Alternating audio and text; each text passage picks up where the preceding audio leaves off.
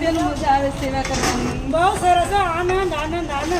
ગૌશાળામાં બહુ આનંદ આવે છે હો. કૃષ્ણ ભગવાને શું કીધું? આનંદ અહીંયા, આનંદ અહીંયા, મંત્ર છે ને એ કૃષ્ણ ભગવાન છે. હમણાં લાલો કિશોર જોયું બેન તમે? ના મને તો જોના જો એકવાર તમે લાલો કિશોર જોઈ આવજો. એમાં સાક્ષાત ભગવાને કીધું છે કે ભગવાન ક્યાં છે ને એનો અનુભવ તમને થાય કે ભગવાન એક ગૌશાળાની અંદર હતા કે કૃષ્ણ ભગવાને રાતોરાતે ગૌશાળા ઊભી કરી હતી. કેમ કે એને ગાયને રૂવાડે કૃષ્ણ હતા એટલે તો એને રાતોરાત ગૌશાળા ઊભી કરીને ગાયોને નિરણ નાખતા, લાપસી ખવડાવતા અને કૃષ્ણ ભગવાન ખુદને પોતે ગાય માતાની સેવા કરતા હતા.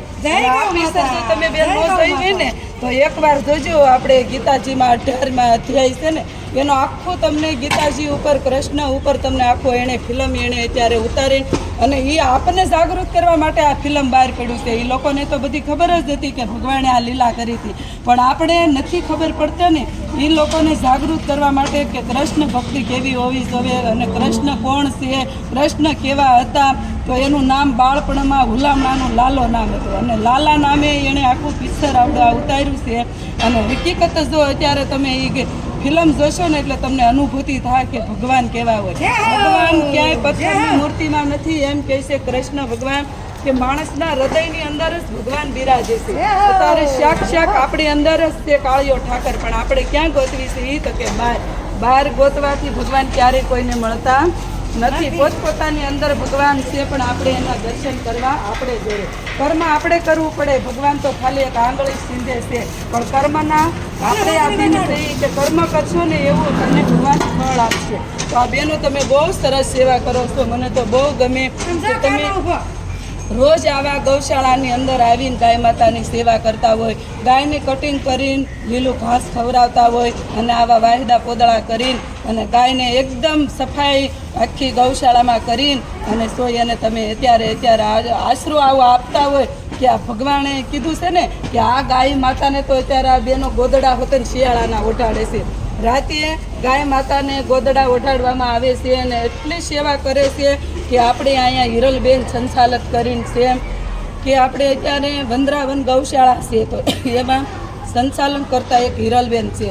તો એ એક સ્ત્રી છે પણ એક શક્તિ છે, પણ કેટલું કામ અત્યારે ધર્મને લીધે ત્યાં ધર્મને ટકાવવા માટે, આ દેશને આઝાદ કરવા માટે આ બહેનોએ અત્યારે લગામ હાથમાં લીધી છે અને કેટલું સરસ કામ કરે છે કે પુરુષ નો કરી છે તે એવા એક બહેનોએ કામ નિર્મળ કર્યું છે અને ગાય માતાની ખૂબ સેવા કરે છે તન મન ધનથી.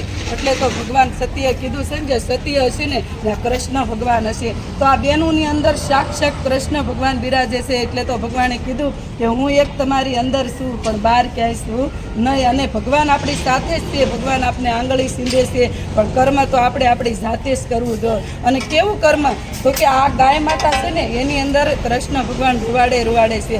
પણ જો આની સેવા કરશો ને એટલે તમને કૃષ્ણ ભગવાન તો તમને સામે આલીને મળી જાય. તમારે ભગવાનને ક્યાંય ગોતવા પડશે નહીં, ભગવાન તમને ગોતી લે. તો બેનું તમને થોડુંક કીધું છે અને સાસુ માનજો. કોઈ પણ આવી ગૌશાળા હોય ને તો એમાં સેવા કરજો અને સત્સંગ કરજો ને એનાથી જ આપણું જીવન ધન્ય બનશે અને આપણે ભવસાગર પાર ઉતરવું છે.